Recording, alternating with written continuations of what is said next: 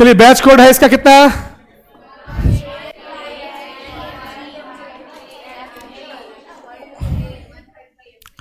AN, हाँ mango. देखो lecture number 5 है, चलिए 5 है। हाँ तो डियर स्टूडेंट्स, अब आइए लिखिएगा टुडेज टारगेट क्या क्या है।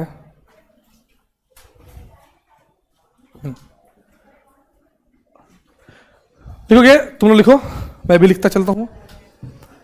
लिखो लॉ ऑफ, नेक्स्ट टॉपिक लिखो लॉ ऑफ केमिकल कॉम्बिनेशन। लिखो नेक्स्ट टॉपिक, लिखो लॉ ऑफ केमिकल कॉम्बिनेशन। ठीक है लिखो, मैं बोलते चलो, सब लिखा हुआ है। आज मैं इससे नहीं, मैं पढ़ाऊंगा अपने तरीके से, मतलब जान के टुडेज टॉपिक लिख दिया। लिखो तो law of chemical combination. PPT से पढ़ाने में हमको भी मजा नहीं आता है। क्वेश्चन पीपीटी में होगा, देखो क्वेश्चन होगा इस तरह से, जो कराऊंगा ना उसको इस तरह से लिखाऊंगा। तो इसके लिए चाहिए, लेकिन सोल्यूशन करूंगा आपके सामने, ठीक है ना? अरे ठीक है ना? कुछ लोग तो बीमार है शायद। लिखोगे कितने लॉ है बताओ? 6 लॉ है। कौन कौन लॉ है सुनना, लिखते चलना। लॉ ऑफ, तेज लिखो, law of conservation of mass. Law of conservation of क्या बोलो? मास। दूसरा लॉ लिखो क्या? Law of constant proportion. सब जानते हो ना, सब लिखा हुआ है। Law of conservation of mass, law of, जल्दी से लिखो, law of constant proportion, multiple proportion, reciprocal proportion, Gay Lussac law, और क्या है? Avogadro law. ठीक है ना? Law of constant proportion. Third one is law of multiple proportion.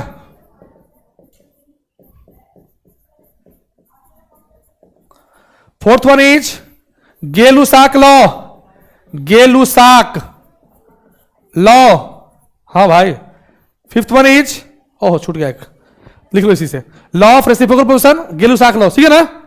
नहीं भी लिखोगे काम चलेगा, हम एक एक करके पढ़ाएंगे ही। चलो ठीक है, बढ़े।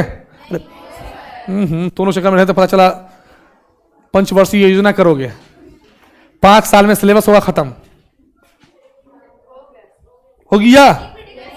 ओह 1 मिनट, मतलब चाहिए अभी तो मिनट में चाहिए। सेकेंड आप बोलना छोड़ दिया बच्चा। लिखोगे? आइए, लॉ ऑफ केमिकल कॉम्बिनेशन है ना? कितने लॉ है टोटल? 6 लॉ है। कितने लॉ है? 6। जो लास्ट का जो 2 लॉ है, गेलू-साक लॉ और एवोगाड्रो लॉ, लिखोगे ब्रैकेट में करके लिखना। लिखो ना, गेलू-साक लॉ, गेलू-साक लॉ और एवोगाड्रो लॉ। उसके बगल में लिखना फॉर गैसियस वॉल्यूम। ये किसके लिए वैलिड है बताओ? फॉर गैसियस वॉल्यूम के लिए।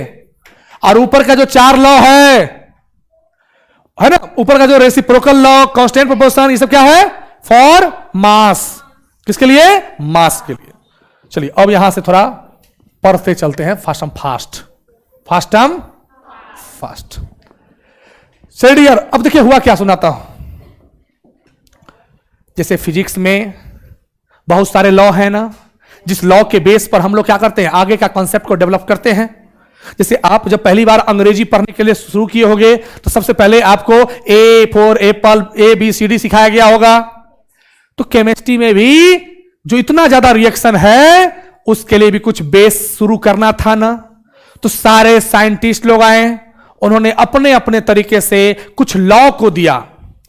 मैं समझाता हूं, जितने भी लॉ हैं ये सारे लैब में प्रूफ किए हुए लॉ हैं।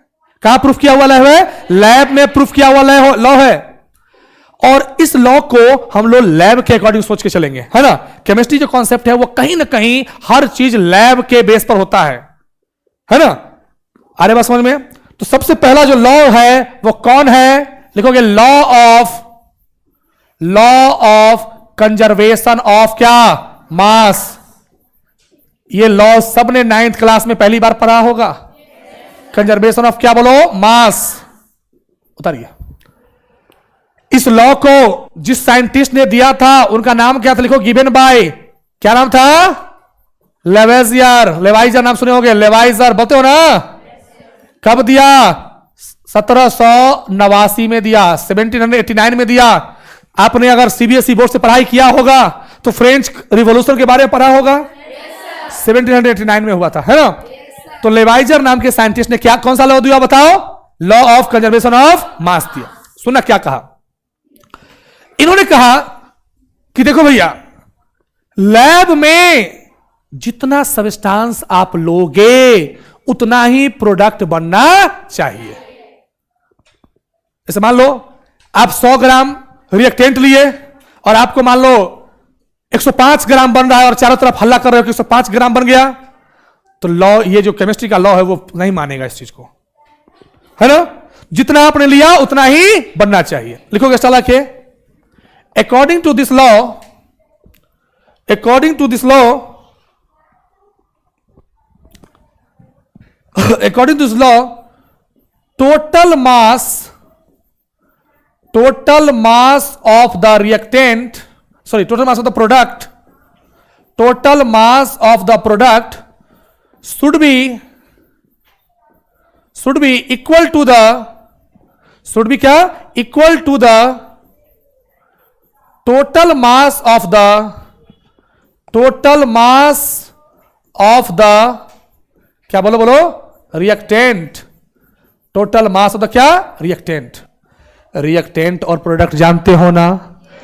जो इनिशियली यानी शुरुआत में लेते हैं उसे क्या बोलते हैं? रिएक्टेंट। जो नया बन के आता है उसे क्या बोलते हैं? प्रोडक्ट। अच्छा, हमने टोटल क्यों लिया? क्योंकि एक से ज्यादा रिएक्टेंट हो सकता है ना, एक से ज्यादा प्रोडक्ट हो सकता है ना, तो दोनों को जो सम करेंगे उसे क्या बोलते हैं? टोटल। सुनिएगा, इनका कहना था कि टोटल मास जो होगा, टोटल मास ऑफ प्रोडक्ट जो होगा वो हमेशा कैसा होगा डियर? इक्वल टू किसके? Total mass of the product. किसके? इतना आसान नहीं है चैप्टर, बहुत अभी यहां से शुरू होगा। देखो देखो देखो, मिटाने चले एक, सब मिट गया। यही सब फेरा है। टोटल क्या? Mass of reactant. आ रही समझ में बात? अब सुनना। तो लोगों ने कहा अच्छी बात है, ये तो आप अच्छा बता दिए। ये बीच में कौन आ रहा है भाई?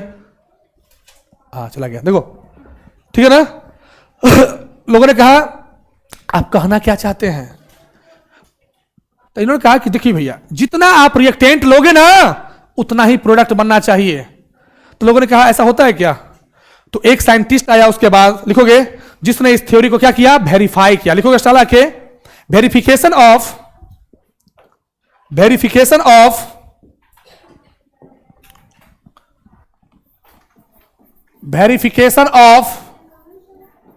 आ जाओ, verification of law of conservation of mass, law of conservation of क्या?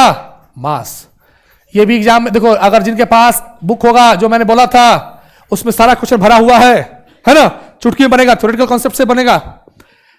किसी ने पूछ दिया अगर आपको कि इस लॉ ऑफ कंजर्वेशन ऑफ मास को किसने वेरीफाई किया, सही साबित किया, वो कौन थे? लैंडॉल्ट नाम के साइंटिस्ट थे। किसने था? लैंडॉल्ट। सुनना इन्होंने क्या किया, समझाता हूं, सुनना इधर ध्यान से, ठीक है ना। यहां देखना, इन्होंने क्या किया? एच ट्यूब लिया। कैसा ट्यूब लिया? जिसका शेप एच आकार का होता है, एच शेप का होता है, क्या बोलते हैं? H tube. क्यों लिया? अभी तुरंत आपको लग जाएगा कि हाँ सही बात है। क्यों लिया गया होगा समझना। नीचे थोड़ा मोटा लिया, एच शेप का दिख रहा है ना। मन में होगा ऐसा एच क्यों नहीं है जैसा हम लिखते हैं, ऐसा नहीं होगा इधर, है ना, ट्यूब है। अब देखो ध्यान से, एक ट्यूब में एक तरफ रखा, क्या रखा? एक तरफ रखा NaCl को रखा। किसको रखा? NaCl को रखा। ट्यूब के दूसरे छोर पर क्या रखा? AgNO3 को रखा। किसको रखा? और ऊपर से कि इनको लगा, लैंडलॉर्ड को लगा कि मान लो कोई गैस निकला और बाहर उड़ गया, चला गया, तो फिर तो लॉ ऑफ माने कुछ गैस बाहर निकल गया तो बराबर तो नहीं आएगा। इसलिए क्या किया इन्होंने? इसको क्या किया? ऊपर से सील्ड कर दिया, बंद कर दिया। ठीक है। और हो क्या रहा था, जैसे ही दोनों में रिएक्शन हो रहा था तो ये उठ के गया इधर, गया ये उठ के इधर आया, दोनों में रिएक्शन होगा ना, तो नया प्रोडक्ट बनेगा ना। अब देखो हुआ क्या, जैसे ही AgNO3 लिया, इसको रिएक्शन कराया किसके साथ, NaCl के साथ। आप 9th 10th में पढ़ चुके हैं, Ag प्लस और NO3 minus, Na plus Cl minus, इसका पॉजिटिव पार्ट इसके नेगेटिव पार्ट के साथ, नेगेटिव पॉजिटिव के साथ क्या बनेगा बताओ, NaNO3 बनेगा और क्या बनेगा, AgCl। अब सुनना, लैंडोल्ट ने कैसे वेरीफाई किया समझाता हूं, ध्यान से देखना, ध्यान से समझ में आएगा। Ag का जो मास होता है वो होता है 147 ग्राम, नाइट्रोजन का मास होता है 14 ग्राम, ऑक्सीजन का मास होता है कितना, 16 ग्राम, और सोडियम का मास होता है कितना, 23 ग्राम। ठीक है। अब देखना ध्यान से, ये वाला क्या कहलाता है डियर बताओ, रिएक्टेंट। ये वाला क्या कहलाता है डियर बताओ, प्रोडक्ट। जानते हो ना। अब देखो इसमें 3 तरह के एलिमेंट मौजूद हैं। एक है सिल्वर, सिल्वर किस ग्रुप में आता है, डी ब्लॉक में आता है ना। अभी डी ब्लॉक एलिमेंट नहीं पढ़ाए हैं आपको, लेकिन सिल्वर बताएंगे, पीरियोडिक टेबल पढ़ाएंगे ना, उसको समझ में आएगा। आप लोग शायद सीबीएसई में तो हो गए तो इस चैप्टर को हटा दिया था, यही प्रॉब्लम है। हम पढ़ाएंगे। पी ब्लॉक में आता है नाइट्रोजन, ऑक्सीजन किस में आता है, पी ब्लॉक में, सोडियम किस में आता है, एस ब्लॉक में। अगर आप इलेक्ट्रॉनिक कन्फिगरेशन करोगे ना, तो जिसका लास्ट इलेक्ट्रॉन एस में आएगा वो एस ब्लॉक, जिसका लास्ट इलेक्ट्रॉन पी में आएगा वो पी ब्लॉक, जिसका लास्ट इलेक्ट्रॉन डी में आएगा वो डी ब्लॉक। अब देखो ध्यान से, AgCl जो है ये डी ब्लॉक के साथ क्लोरीन बनाया तो हमेशा क्या बनाता है, पीपीटी बनाता है, प्रेसिपिटेट बनाता है। क्या बनाता है, प्रेसिपिटेट। माने ये कंप्लीटली पानी, माने कंप्लीटली ये नहीं घुलता है ना, डिजोल्व नहीं होता है। अब सुनना, इन्होंने क्या किया, पीपीटी मतलब प्रेसिपिटेट। अब सुनना, हम सबका मास को जोड़ते हैं। इधर क्या है बताओ, AgNO3 है ना, AgNO3 का मास कितना होगा, 140, ओ सॉरी गलती हो गया है, 128 ग्राम, 128 ग्राम कर लो। कितना बताओ, जोड़ो इसको, जोड़ो तो 128 ग्राम प्लस 14 प्लस कितना, 16 इंटू 3 होगा ना। जोड़ो तो क्या होगा, 16 3 जा 48, 48 14 कितना, 62, 62 प्लस 129 कितना होगा, 190 ग्राम। तो AgNO3 कितना ग्राम निकला बताओ, 190 ग्राम हुआ। सुनना, इसी एक्सपेरिमेंट को वेरीफाई किया है किसने, लैंडोल्फ ने, इसलिए मैं इसी को लिखा हूं। सोडियम कितना, सोडियम क्या होता है 23, क्लोरीन क्या होता है 35.5, जानते हो ना। तो कितना होगा 58.5 ग्राम होगा ना। दोनों को जोड़ दो, दोनों को अगर हम जोड़ दें तो कितना निकलेगा, AgNO3 और NaCl मिलकर क्या मिलेगा, 190 और 58 कितना, 190 और 58 मिलकर कितना हो जाएगा बताओ, 248.5 ग्राम होगा ना, है ना। अब हम प्रोडक्ट को देखते हैं। सोडियम कितना 23, नाइट्रोजन कितना 14, ऑक्सीजन कितना 48, एक का होता है 16, 3 का कितना होगा 48, 48 14 62, 62 23 85 ग्राम। आइए इसमें 128 प्लस 35.5 क्या हुआ, जोड़िए तो कितना हो गया 163.5 होगा ना। और इन दोनों को जोड़ोगे तो क्या निकलेगा 248.5 ग्राम निकला ना। अब बताओ, प्रोडक्ट भी उतना ही निकला, रिएक्टेंट भी उतना ही निकला। तो इन्होंने कहा, किसने कहा, लैंडोल्ट ने कहा कि देखो भैया, लेवाइजर नाम के साइंटिस्ट ने जो कॉन्सेप्ट दिया है वो सही है। जब भी अगर आप लैब में जाओगे और प्रोडक्ट बनाओगे तो प्रोडक्ट का मास हमेशा बराबर आना चाहिए किसके, रिएक्टेंट के। आया समझ में, उतारिए, ठीक है, समझ में आ रहा बात, उतारो।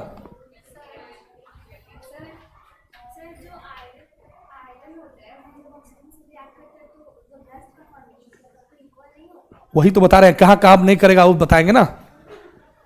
ओहो, पहले पढ़ाए, उसका कहां कहां कमी होगा, कहां कहां दूर होगा, वो सब सिखाएंगे। उतारिए जल्दी से, केमिस्ट्री है भाई, लैब का चीज है ना। हो गया, नो तो ऐसे बोलती, कितना खुश होती है नो बोल के, नो सर।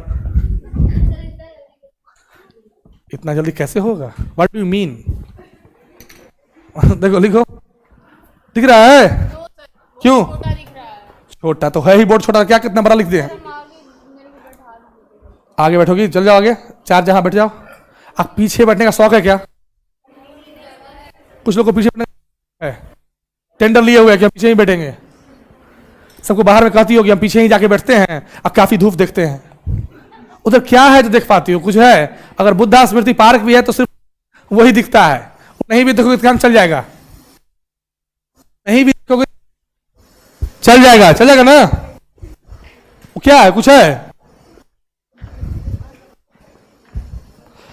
हो गया? नो कहने में कितना खुशी है। हो गया?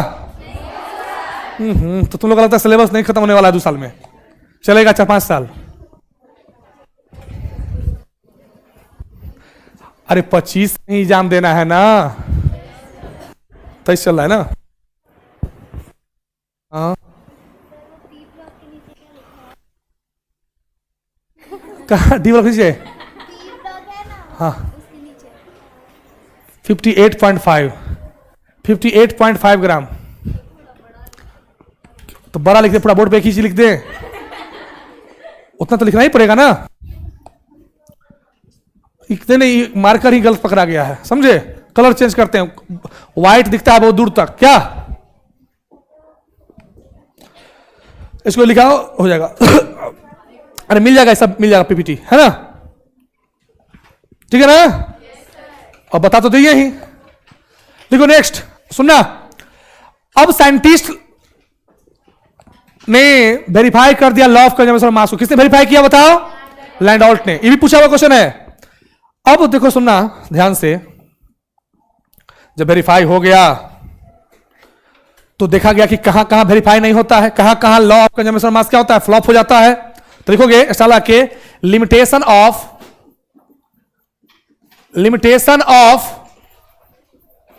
Law of conservation of mass, law of conservation of क्या? मास। देखो ध्यान से, सबसे पहला लिमिटेशन इसका है कि law of conservation of mass nuclear reaction में ये फ्लॉप हो जाता है। क्यों फ्लॉप होता है? क्योंकि न्यूक्लियर रिएक्शन में जो कुछ ऐसे पार्टिकल्स हैं जिनका मास एनर्जी में कन्वर्ट हो जाता है ना? ये अभी ज्यादा दिमाग पर जोर मत देना, हम जो लिखवा रहे हैं उतना ही लिखना, क्योंकि अगला चैप्टर है उसमें पूरा पढ़ाएंगे हम, है ना? लिखो स्टाला के in nuclear reaction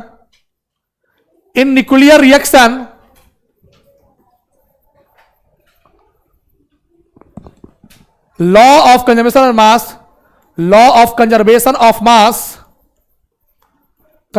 of mass is not valid, is not क्या बोलो? वैलिड। तो कोई पूछ देगा क्यों? ये एग्जाम में पूछा हुआ है कि कौन सा ऐसा रिएक्शन है जिसमें law of conservation of mass valid नहीं है? क्या कहोगे? Nuclear reaction. तो मन में होगा क्यों नहीं है, तो लिखो रीजन। एसर्शन रीजन पूछता है नीट में, है ना? तो रीजन क्या लिखोगे? बिकॉज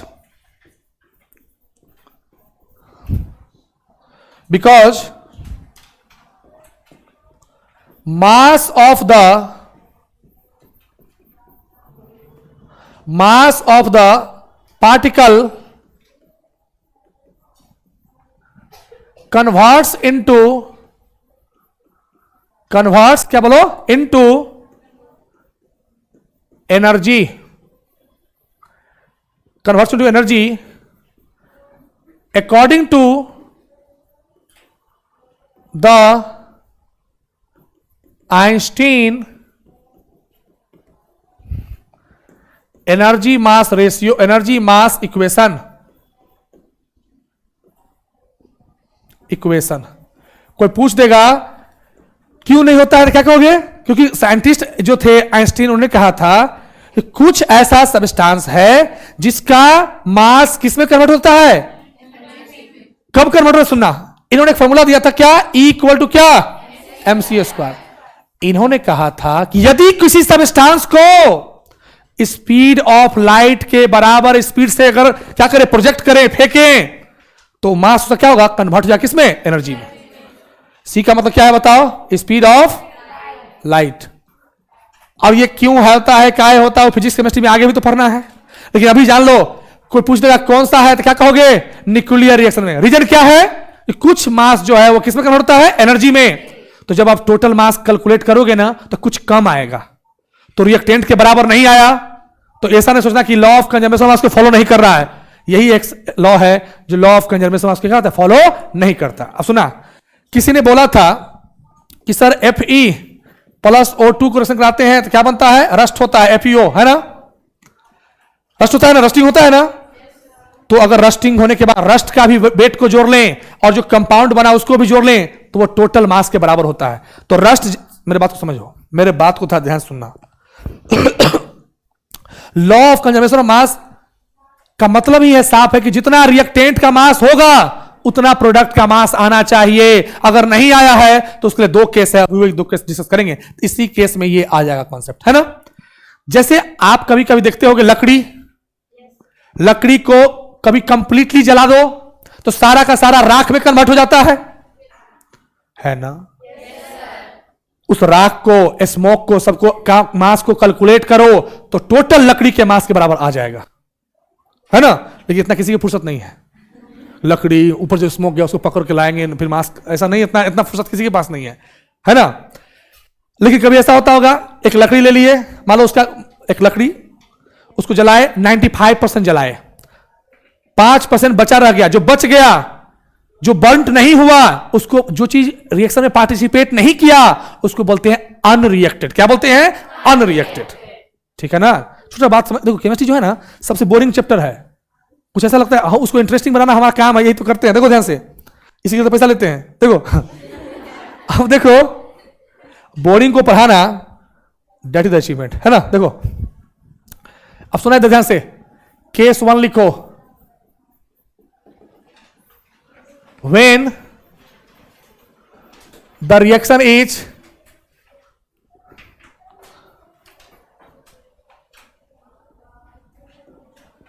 देखो, when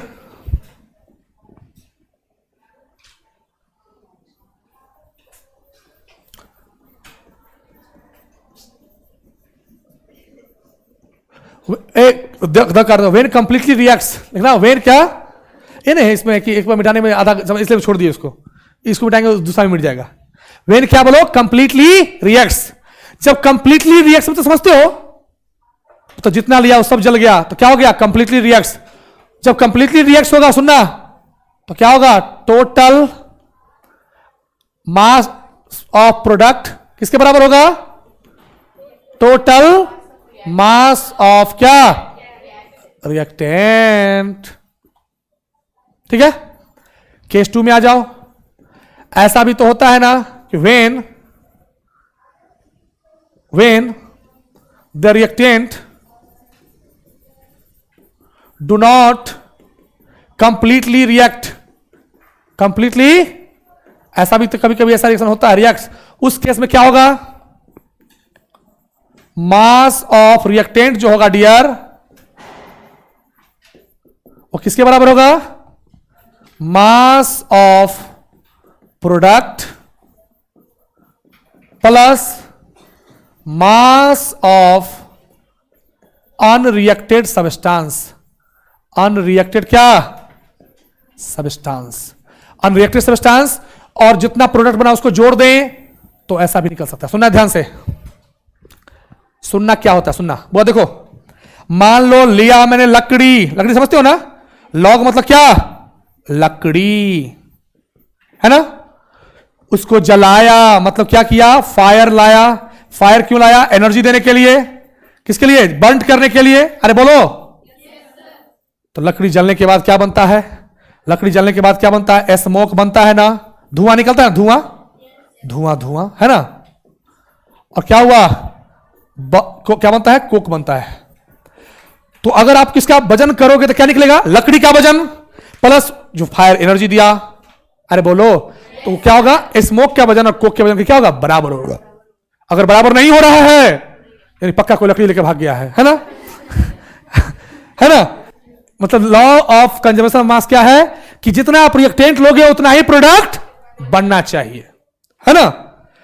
और हम इसी लॉ को फॉलो करेंगे। कोई कहता है देखो ना हम 100 ग्राम लिए और 150 ग्राम बन गया, इसका मतलब है वो केमिस्ट्री नहीं कर रहा है, कुछ और कर रहा है ना, कुछ और कर रहा है वो। उस लॉ इस लॉ के अकॉर्डिंग वो केमिकल केमिस्ट्री नहीं कर रहा है, किसी और जगह पर वो दिमाग लगा रहा है। सुना मेरी बात को? कभी कभी देखते हो ना, 1 लीटर दूध आता है घर में मान लो सपोज, और मान लो 10 आदमी माने 5 आदमी है और 2 बार दूध पीने का चाहत रखते हैं, तो थोड़ा मम्मी क्या करती है ना, और जब सही मिलाती है दूध का अमाउंट बढ़ जाता है, लोग खुश हो जाते हैं क्योंकि हर उजला चीज दूध है ना है ना, तो उसमें पानी गया, फीलिंग आ रहा है दूध का, है ना। और कुछ लोग तो पी करके ऐसे बॉडी दिखाते हैं जैसे कि बाप रे बॉडी बिल्डर हो गए, दूध क्या पिया। अरे भाई अगर दूध पीने पर बॉडी बिल्डर होता तो सबसे पहले WWF में गाय जाता। एक भी WWF नहीं हुआ जिसमें गाय गया हो। अब जो भी है ई, तो ई में भी कहां गया, एफ में तो नहीं गया, ई में भी नहीं गया, क्या फायदा फिर? देखो हो जाएगा ना। अब देखो हुआ क्या, समझ में आया बात? लेकिन इस पर क्वेश्चन जब तक नहीं बनाएंगे तो मजा नहीं आता है। क्वेश्चन लिखो, क्या चाहिए उतारो। वो क्या है, कहां क्या है?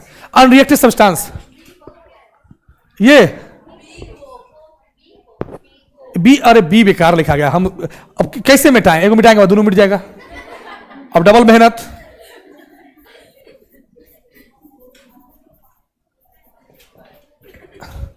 है ना, इसलिए यहां पर एक मिटाने पर 2 मिटता है, डेट्स उसको छोड़ दिए। फायर के नीचे क्या लिखा, बर्न्ट, तो जलाया गया। फायर क्यों लेंगे, हंसने के लिए, जलेबे करेंगे कोई चीज को है ना। आग, आग का काम क्या है भाई? देखो आग से 2 ही चीज होता है, जलता है या जलाता है। कभी देखो कि आग लेकर के एंजॉय करा लाइफ को। सर्कस में, सर्कस के बाहर आग सिर्फ और सिर्फ अच्छा हुआ जो गैस सिलेंडर के साथ क्या आया, लाइटर आया। अगर लाइटर नहीं सलाई होता, कुछ लड़की लोग को देखते हैं हम, जब वो स्टोव को चालू करती है तो वहां मुंह लेके जाती है, उस चक्कर में अगर मुंह पे लग गया ना, खेल खत्म। समझो बात को? इसलिए कभी भी उतना भी टेस्ट करने नहीं जाना वहां पर। लिखो क्वेश्चन उतारिए।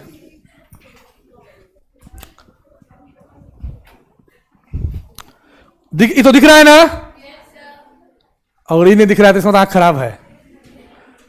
कुछ लोग को पीछे बैठने का लगता है, टेंडर लिया हुआ है, पीछे ही बैठेंगे सर चाहे जो हो, आगे नींद आता है। अच्छा अच्छा है, सुनो सुनो, मैं जानता हूं कि कुछ ही बच्चा रिजल्ट लेता है, शायद लगता है कुछ बच्चे रिजल्ट के लिए नहीं आए हैं, घर से निकले हैं तो चलो एंजॉय करते हैं वहां पर। क्या आगे बढ़ के क्या करेंगे? अच्छा आगे बढ़ के तो क्या करता है, पीछे तो कुछ कुछ गप भी कर लेते हैं, यही ना। जिस काम के लिए इधर आए हैं सर कर रहे हैं अपना। हो गया बताइए, कितना खुश है पीछे बैठ के। इतना खुशी तो लोग वर्ल्ड कप जीतने पर नहीं होता है। देखो तो खुश, देखो चेहरा कितना खुश कि हम पीछे बैठे हैं। भोज में पहले बैठेगा, यहां पीछे देखो, उतार ली इसको। अब सुनना, पहले बोर्ड को ऐसे छूते थे, अब बोर्ड को छूएंगे तो बस कुछ और हो जाएगा। देखो इसलिए दीवार को छूते हैं, दीवार भी नहीं है ये, देखो। अब ये देखो 6.3 ग्राम ऑफ क्या है, NaHCO3। NaHCO3 को लिया गया, किसको लिया गया? NaHCO3 को लिया गया। एक बात कहीं लिख लो कॉपी में, कहीं भी लिख लो, कहीं लिख लो, हम लिखेंगे नहीं, बोलेंगे। कार्बोनेट, और अगर हाइड्रोजन कार्बोनेट है उसको जलाओगे तो हमेशा कौन सा गैस निकलेगा? कार्बन डाइऑक्साइड निकलेगा। लिख लो कहीं बगल में, है ना। कार्बोनेट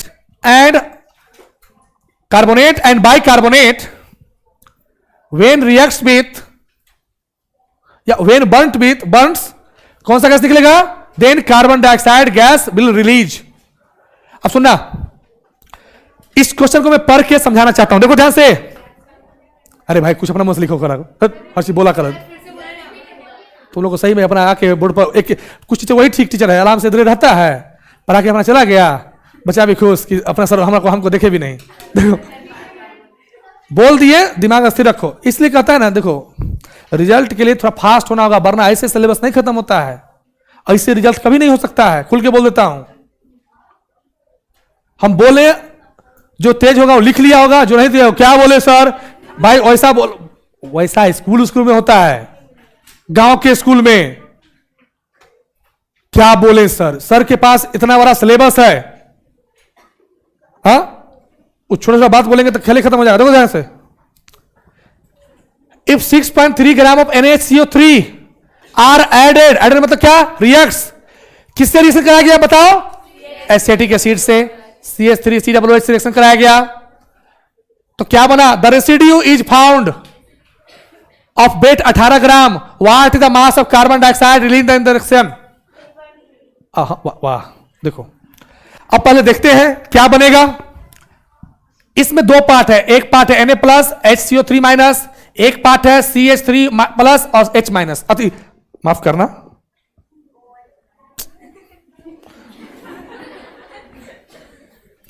समझ में आ रहा ना क्यों समय लगता है ज्यादा,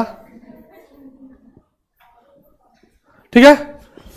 इसका जो पॉजिटिव पार्ट है किसके साथ जाएगा, नेगेटिव पार्ट के साथ, इसका नेगेटिव किसके साथ जाएगा, पॉजिटिव पार्ट के साथ। तो क्या बना, ये बनेगा ना सोडियम एसीटेट बनेगा ना, CH3COONA, और फिर क्या बनेगा, इधर H प्लस उधर HCO3 है, क्या बनेगा H2O प्लस CO2 बोल सकते हैं ना, H2CO3 बनता है ना। अब सुनना, कहता है कि कार्बन डाइऑक्साइड कितना बनेगा वो बताना है, जिसका पूछेगा उसको क्या मानेंगे, X है ना।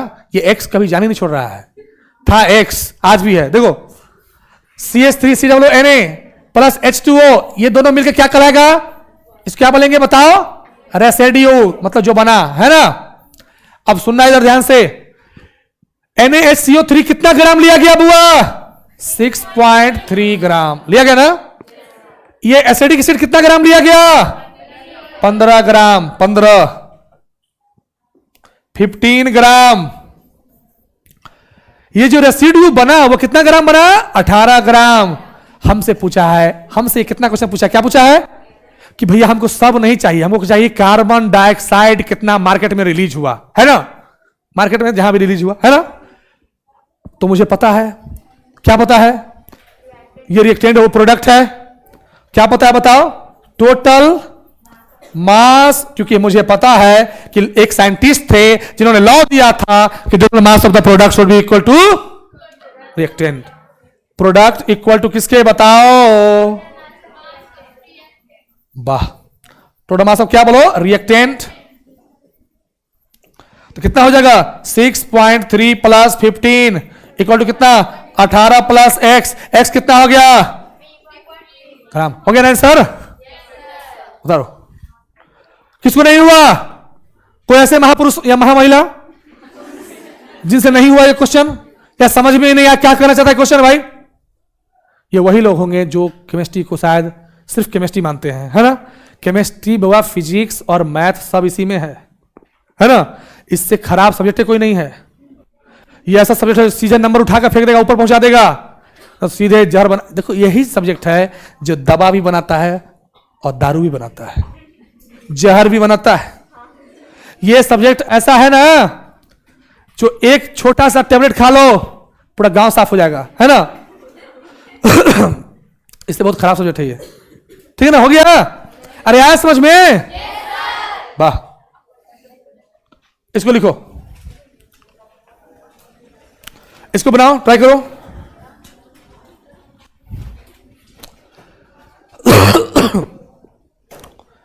जल्दी से लिखो क्वेश्चन।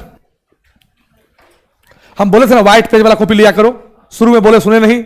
कितने लोग लिए भाई, हम कॉपी देखेंगे शनिवार सुनिए, कॉपी व्हाइट पेज वाला कॉपी होना चाहिए भाई, है ना।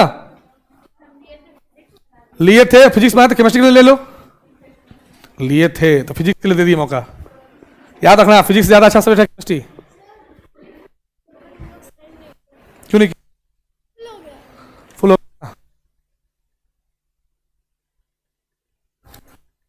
को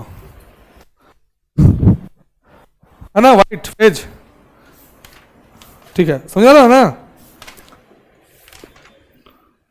कुछ दिन का दिक्कत है, उसके बाद थर्ड फेज में चल जाएंगे। उतार दिए। कुछ बच्चा की आशा में रहे ना तो लिखता ही नहीं था, तो बोलता है नो सर। जब हम कहते हैं पूछते हैं तब उस लिखना ही शुरू करता है। हम बताते हैं हर क्वेश्चन के बाद 1 मिनट समय देंगे, लिख पाओगे तो लिख पाओगे, नहीं लिख पाओगे तो पीपीटी तो मिलेगा ही ना, मिल जाएगा। हो गया। देखो क्वेश्चन का आंसर कितना निकला बताओ। जिनको जोर आता है उनको ये क्वेश्चन बन जाएगा, है ना। In how much mass of AgNO3, AgNO3 लिया गया, है ना। विल रिएक्ट, रिएक्ट का मतलब केमिस्ट्री में क्या, प्लस। रिएक्ट विथ किससे बताओ, NaCl से। और जैसे ही NaCl से रिएक्शन करेगा तो अभी जस्ट बताया था ना, AgCl प्लस क्या बनेगा, NaNO3 बनेगा ना। कहता in how much mass of AgNO3 will react, इसका हाउ मच पूछा है यानी कितना, x, जिसका पूछा उसको x। NaCl कितना लेंगे बताओ, 5.85 ग्राम लेंगे ना। कहता है NaCl to produce 14.35 gram of AgCl, AgCl बना कितना हुआ, 14.35 ग्राम बना ना। एंड मतलब और क्या, NaNO3 कितना बना, 8.5 ग्राम बना। तो हमसे पूछता है वो बताइए कितना सरा हुआ क्वेश्चन है ना। क्या होगा बताओ, x प्लस 5.85 इक्वल टू कितना, 14.35 प्लस 8.5, जोड़ोगे ना तो x की वैल्यू कितना निकलेगा, 17 ग्राम। आया है ऑप्शन देखेंगे और सीधे मार के घर जाएंगे, हो जाएगा ना, है ना हल्का।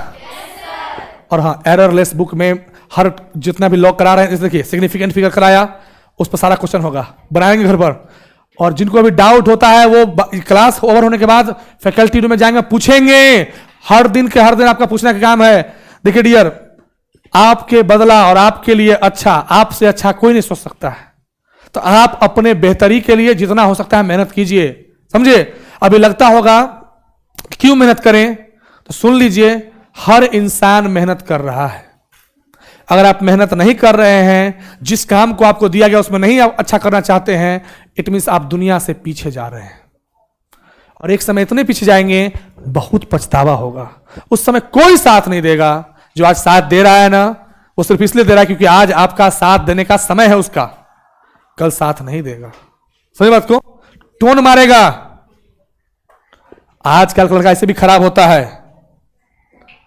इस क्वेश्चन को लिख लो, इसको घर से बना के आना है, होमवर्क लिखो, क्वेश्चन घर से ट्राई करके आना है, कल बनाएंगे, ठीक है ना। एक दो क्वेश्चन होमवर्क भी देना जोड़ी है, जल्दी से करो, जल्दी करो, बहुत समय बचा हुआ नहीं है।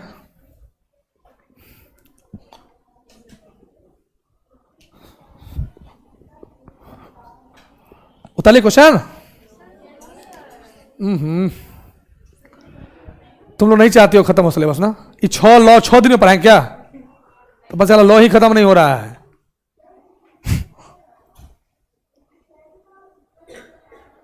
हो गया, ऑप्शन लिख लेना, घर से ट्राई करना, क्विंटल दे दिए हैं, हो जाएगा ना।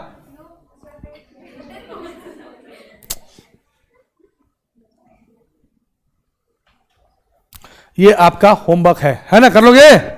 नहीं बनेगा हम बताएंगे, हो सकता है नहीं भी बने।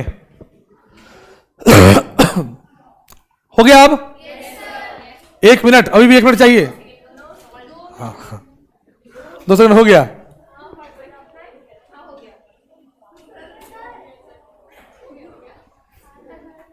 बगल से लिख लो, बताओ इसका आंसर क्या होगा। The law of conservation of mass holds good for all the following except किसके लिए, हो गया ना। भाई कान मेरा खराब कर दोगी। देखो next, law of constant proportion, इसी को बोलते हैं लॉ ऑफ डिफिनिट प्रोपोर्शन।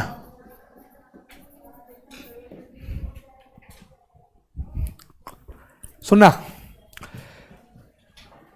इसको किसने दिया? लिखोगे गिवन बाय जोसेफ प्राउस्ट। किसने दिया? Joseph Proust, PROUST, Proust. कब दिया? 1799 में, 1799 में।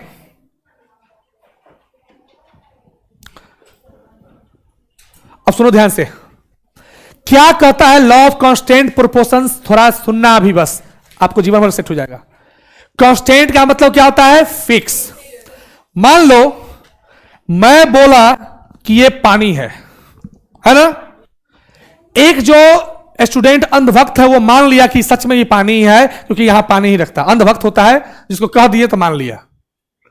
लेकिन एक होता है टैलेंटेड, जो केमिस्ट्री पढ़ के आता है, वो जानता है कि अगर पानी है तो उसमें हाइड्रोजन और ऑक्सीजन होना चाहिए। तो पहले तो वो ये वेरीफाई करेगा लैब में ले जाकर के इसको कि इसमें हाइड्रोजन और ऑक्सीजन है कि नहीं है।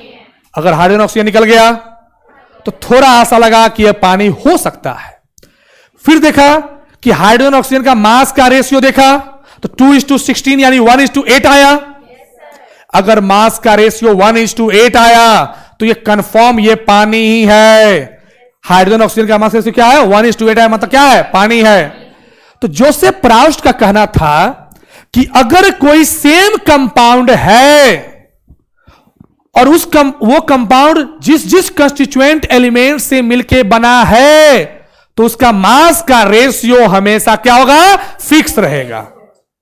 समझिए, अब मैं समझाता हूं। चाहे वो किसी भी मेथड से क्यों नहीं बनाया गया हो या किसी भी सोर्स से क्यों नहीं प्राप्त किया गया हो। जैसे पानी हम नल से भी निकाल सकते हैं, टैप वाटर। रिवर में गए, रिवर से उठा लिए, गंगा जल ले आए, समुद्र का पानी उठा के ले आए, फ्रांस से पानी मंगवाए, कोई जर्मनी से पानी मंगवा रहा है, सब जगह से पानी आ रहा है। अब हर जगह के पानी मान लो किसी में हाइड्रोजन का रेशियो कुछ ज्यादा कम होता तो वो पानी नहीं, डुप्लीकेट पानी है। पानी मतलब वाटर, वाटर मतलब H2O, H2 मतलब 2:16 यानी 1:8 होना चाहिए। अब मान लो, जैसे मान लो तुम्हारा दो दोस्त है, मान लो दो दोस्त है, दोनों दोस्त कहा कि चलो भाई हम दो तरीके से बनाते हैं कार्बन डाइऑक्साइड बनाते हैं। एक दोस्त क्या किया? CaCO3 लिया और उसको हीट किया तो क्या बना? CaO प्लस CO2, दोनों ने नाक बंद कर लिया। दूसरा दोस्त कहा कि नहीं, C प्लस O2 कोक लिया और उसने भी कार्बन डाइऑक्साइड बनाया। दोनों हमारे पास आया कि सर मेरा कार्बन डाइऑक्साइड है कि इसका कार्बन डाइऑक्साइड है ना? देखो ये अलग मेथड है ना, हमने CaCO3 से प्राप्त किया ना, ये अलग मेथड है ना, इसमें बर्निंग किया ना, इसमें क्या किया? हीटिंग किया, इसमें क्या किया? बर्निंग किया, जलाया। लेकिन दोनों में कार्बन डाइऑक्साइड बना ना। हमारे पास दोनों आया तो हमने कहा, क्योंकि हम पहले से साइंटिस्ट हैं, है ना, मुंह में पान रख करके बता रहे हैं, देखो कार्बन डाइऑक्साइड है तो कार्बन ऑक्सीजन का रेशियो कितना? 12 और 32, एक का 16, दो का 32 होगा ना, 3:8 आ रहा है।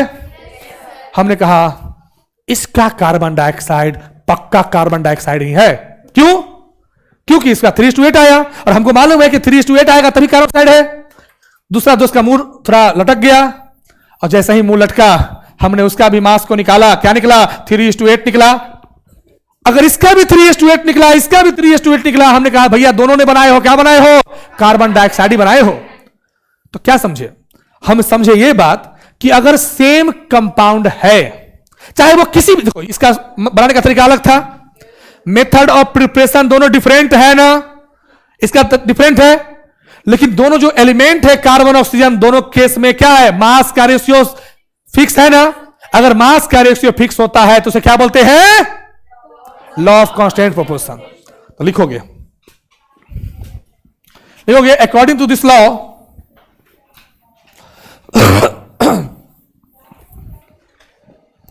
according to this law, when same compound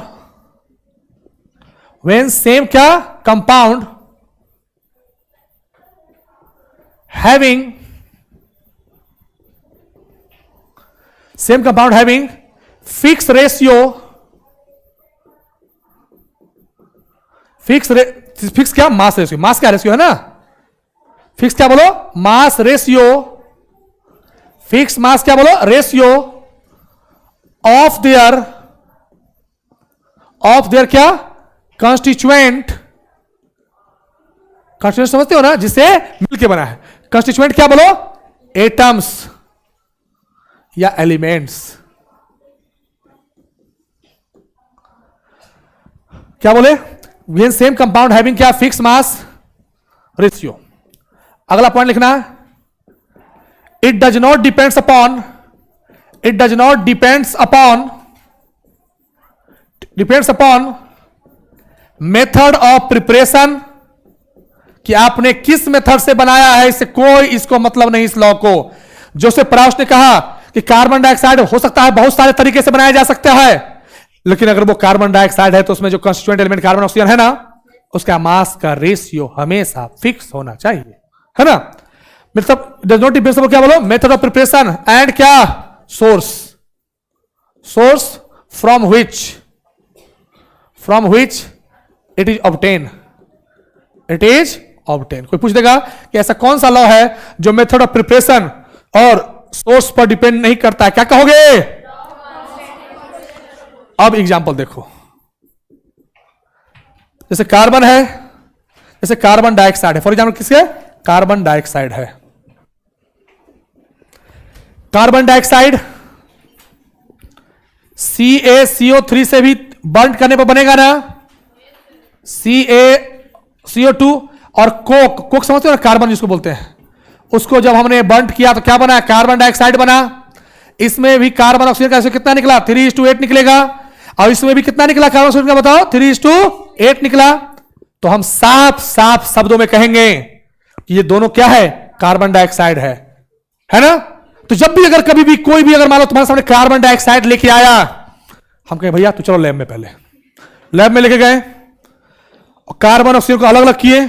अगर उसका मास का रेशियो 3:8 आ रहा है, हम कहें तुम जो लेके आए हो पक्का कार्बन डाइऑक्साइड ही लेके आए हो। आया बात समझ में? आया समझ की नहीं? यानी कि सेम कंपाउंड है तो उसका मास का रेशियो क्या होगा? हमेशा फिक्स होगा, सेम रहेगा, कांस्टेंट रहेगा। इसलिए इसको बोलते हैं डिफिनिट, बोलते हैं कांस्टेंट, मतलब फिक्स बोलते हैं। हो जाएगा? अगला देखो, लिख लिए? कुछ नो लिख ना, लिख लिए ना? ज्यादा यस में आया है। अब सुना क्या? पीछे बगल से लिख लो। देखो पढ़ाना बहुत है भाई, इतना स्लो नहीं चलता है क्लास, 9वां 10वां नहीं है। 9 10 में जितना पढ़े हो ना, उतना खाली मोल कॉन्सेप्ट पढ़ाएंगे। क्या हो तुम? 9 10 में जितना केमिस्ट्री में पढ़े हो ना, उतना मोल कॉन्सेप्ट दिख रहा है ना, सबके पढ़े हो, आ रहा है ना, आ रहा है, रिमाइंड हो रहा है ना कि अरे सब था 9th में था यार। अब देखो वहां नहीं पर समझ में आता होगा, रट लेते थे, डायरेक्ट रट लिए। सुनना, अब मान लो किसी ने कहा कि सर हम वाटर लेके आए हैं, तो हमने कहा ठीक है भैया, हाइड्रोजन है, वाटर का मतलब क्या? H2O होता है ना, और ऑक्सीजन है। किसी ने कहा हम भैया सर आपके लिए रिवर से पानी लेके आए हैं, हम क्या? अच्छा। किसी ने कहा सर हम टैप से पानी लेके आए हैं, नल जो है हमारे घर में उसमें पानी लेके आए हैं। किसी ने कहा सर हम आपके लिए बहुत मेहनत की है सर, हम समुद्र गए, समुद्र से पानी उठाए लेके आए हैं। कोई काफी धार्मिक प्रवृत्ति का था, उसने गंगा से पानी लेके आया, गंगा जल। कोई बहुत ज्यादा मेहनती और काफी रिच फैमिली से था, वो फ्रांस से पानी लेके आया। सुना से ध्यान से। और हमारा फ्रांस जल, हाँ हाँ आया समझे, लिख लाया। ये 5 तरह का पानी आया हमारे पास। हम क्या किए, 5 कंटेनर का जो पानी था सारा लेके तो आया होगा, मान लो बड़ा बड़ा कंटेनर में, उतना लेके नहीं जाएंगे, उसमें से 1 चम्मच पानी निकालेंगे। सब में से 1 चम्मच पानी निकाल लिया 5 बोतल से, और लैब में लेके गए। लैब में ले जाने के बाद H2O को क्या किया? इलेक्ट्रोलाइसिस कराया। तो क्या निकला? H2 प्लस क्या? O निकला। सुना, हाफ O2 निकला। क्या निकला? हाफ O2 निकला। अब हमने क्या किया? एक एक के बारे में किया। सब अगर पानी लेके आया है तो मास का रेशियो क्या होना चाहिए? सेम होना चाहिए। तो क्या हो गया? 2:2 कितना? 32/2 कितना हो गया? 16 नहीं होगा? 1 का 32, तो 2:2 कितना? 16। यानी क्या हो गया? 1:8। यानी कोई अगर रिवर से पानी लेके आया, अगर उसका हाइड्रोजन ऑक्सीजन का रेशियो अगर 1:8 आया, हम कहे हाँ तुम पानी लेके आए हो, कचरा लेके नहीं आए हो। कोई टैप से पानी लेके आया, हाँ बेटा तुम पानी लेके आए हो, सीड लेके नहीं आए हो। 1:8, 1:8, 1:8 है ना? तो सब में कहीं ना कहीं हाइड्रोजन और ऑक्सीजन का मास का रेशियो क्या निकला? 1:8 निकला ना?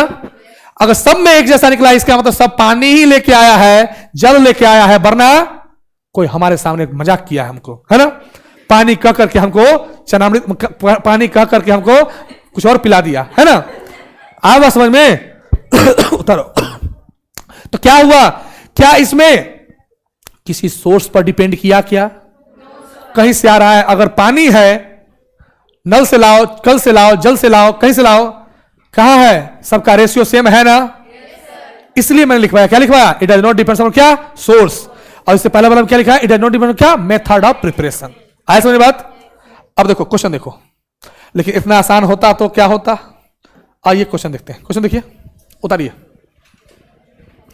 अरे हाँ, क्वेश्चन रुको रुको रुको, कुछ ऐसा भी है, लिखोगे लिमिटेशन, कमी, यही नीट में पूछेगा, लिखोगे लिमिटेशन ऑफ क्या?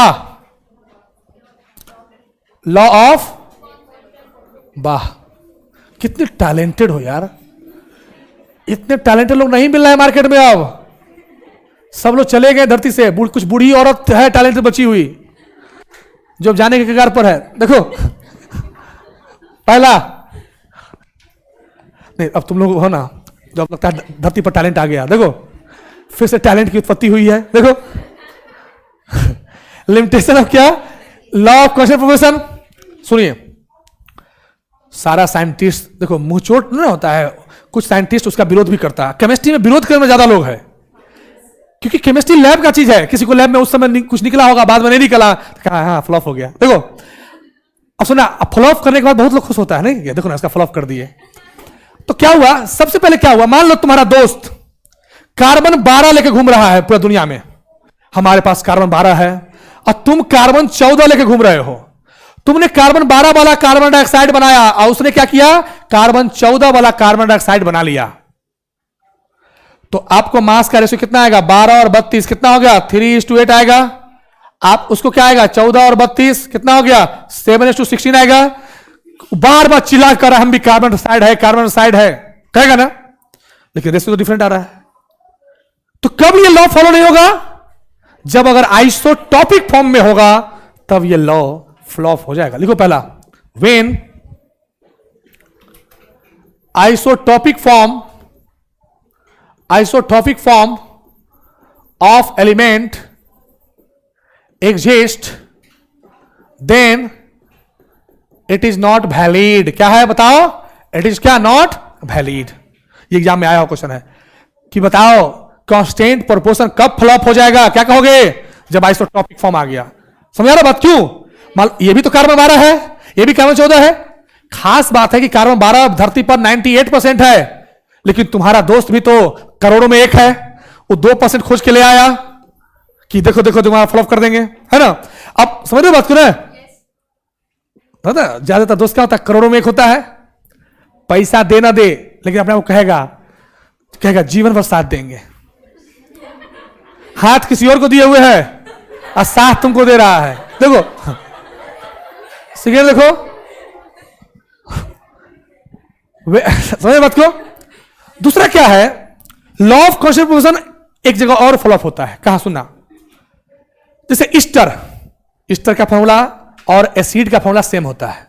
अब मान लो ईस्टर और एसिड दोनों का फॉर्मूला सेम है, हमने ईस्टर को ऐसे पकड़ सूंघा, फ्रूटी स्मेल, हम चले गए कहां? जन्नत में चले गए। एसिड को भी ऐसे सोचा कि एसिड भी तो है, एसिड ही तो है, छू लिया, है ना? संयोग है जो ऑर्गेनिक एसिड है तो बच गए। अगर वो इनऑर्गेनिक एसिड है, H2SO4 टाइप का एसिड है। और याद रखना, केमिस्ट्री के लैब में इसलिए भी नहीं लेके जाया जाता है कि हर चीज लोग चाहता है कि टेस्ट करके देखें। अब मान लो उधर सल्फ्यूरिक एसिड है, मुंह में ले लिया, क्या हुआ? जीभ कट के बाहर आ गया। इसलिए लैब में लाने से पहले पूरा थ्योरी समझाया जाता है कि कौन कहां किसको कैसे छूना है ना? 2 साल वही होगा। देखो लिखो साला के वेन आइसोमेरिज्म समझते हो ना? इस थोड़ा पढ़ेगा, नहीं पढ़ेगा तो कोई दिक्कत नहीं, पढ़ाएंगे। मैं इसको सुनो, लिखना वेन टू कंपाउंड्स काट दिया ताकि फिर वो आइसोमेरिज्म के, अब देखो पटनिया टीचर होते हैं ना पहले का टीचर, तब आइसोमेरिज्म के बारे में पढ़ाना शुरू कर देते हैं। तो चले थे पढ़ाने मोल कॉन्सेप्ट, पढ़ा रहे आइसोमेरिज्म, तो क्या बच्चा को तो लगा कि वाह सर कितना क्लियर कर रहे हैं, सही में क्लियर कर दिए। वो क्लियर कर दिए कि ये मोल कॉन्सेप्ट सही में 3 महीना चलेगा। मोल कॉन्सेप्ट 20 क्लास, बस 20 क्लास के बाद हर क्वेश्चन बन जाना चाहिए दैट इज द टीचर। अब पढ़ाए जा रहे हैं, खत्म नहीं हो रहा है, खत्म नहीं हो रहा है, मोल कॉन्सेप्ट में पता नहीं कहां से आ गया बात। समझ बात को? हेलो, हाँ, व्हेन टू कंपाउंड्स हैविंग गप नहीं having same formula do not follow क्या लॉ ऑफ, वही जो लॉ अभी पढ़े लिखने की जरूरत क्या हो जाएगा ना। आया समझ बात? जैसे मान लो किसी ने कहा कि हम सर इथर लेके घूम रहा है, वो CH3OCH3, ये क्या है? इथर। इधर मान लो एल्कोहल है C2H5OH, ये एल्कोहल है। दोनों का फार्मूला देखो सेम है, लगता होगा फार्मूला होगा तो क्या, जो कंस्टिट्यूएंट एलिमेंट है सेम होना चाहिए। इसमें कार्बन कितना बताओ तो? इसमें कार्बन 2, हाइड्रोजन कितना 6, ऑक्सीजन कितना 1। अच्छा इसमें आ जाओ, कार्बन कितना 2, हाइड्रोजन कितना 6, ऑक्सीजन कितना, फार्मूला सेम है ना। लेकिन ये क्या है? अल्कोहल है। इसको पीने के बाद सवेरे उठता नहीं लोग, ये ईथर है। जिसको पीने के बाद पीता भी नहीं ये लोग, सेंट है, ईथर है ना। इसको पीते हैं, इसको छिड़कते हैं, दोनों का कंसेप्ट अलग है ना। तो इसको जिससे रिएक्शन कराएंगे कुछ और कंपाउंड बनेगा, उसका मास कैसे कुछ अलग होगा। तो ये फॉलो नहीं ना किया लॉ ऑफ कांस्टेंट प्रोपोर्शन को। तो इसलिए याद रखना कहां कहां फॉलो नहीं करेगा, आइसोटॉपिक फॉर्म में और कौन आइसोमेरिज्म के फॉर्म में। हो जाएगा ना। ये ज्यादा अभी डिस्कस नहीं करेंगे, आइसोमेरिज्म क्या होता है बताएंगे ऑर्गेनिक केमिस्ट्री में। हो जाएगा। चलिए अब आते हैं क्वेश्चन पर। उतार लीजिए इसको। वाओ, देखो इसको क्वेश्चन उतारो।